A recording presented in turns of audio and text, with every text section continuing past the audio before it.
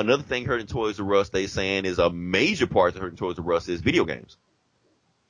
Because if you think about it, Eli, when we grew up, we actually played with action figures, toys, that was why Star Wars was like huge. Yeah. Yeah.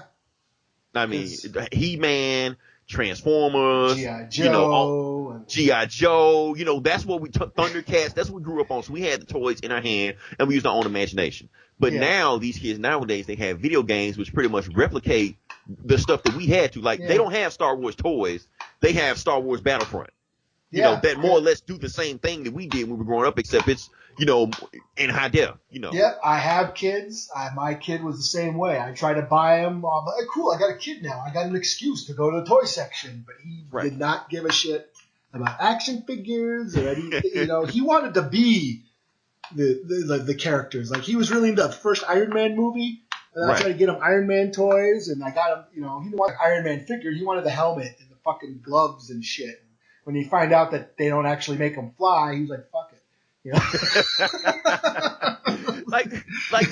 When we were growing up, that's all we had. We didn't have anything else. So we had to use our imagination with this. So, no, we didn't make them fly. We just took our hand and just, he's flying. That's what we sound did. Effects. Do your sound effects, dude. You remember do an explosion. Sound effects. This was as long as I did it, That's how I used to do it, Yeah. Machine gun.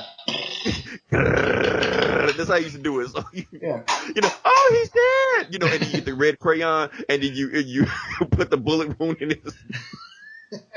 Oh, dude, I used to custom make guns and shit. I would take scissors and cut down handles and take little fucking pieces of tape and make the handles fatter so they could fit in their hands better.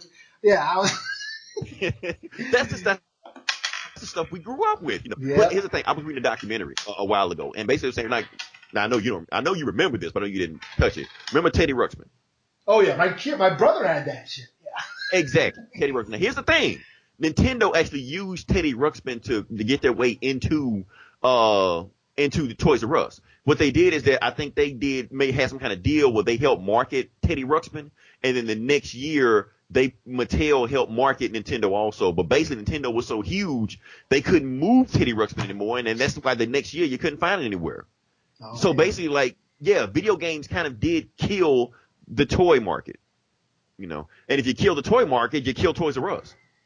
So it's just been a slow death just coming, all this on, because video games just getting bigger and bigger and bigger and bigger, where toys are, Can it also be that fucking action figures are $20 fucking now?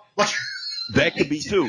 See, when we bought, we didn't buy them. My parents bought them, stuff like that. But when we broke them, we were like, oh, we just broke them. We should buy another one. Yeah. These days, you can't break those toys. Yeah, you can't even play with them. You can't even play with them.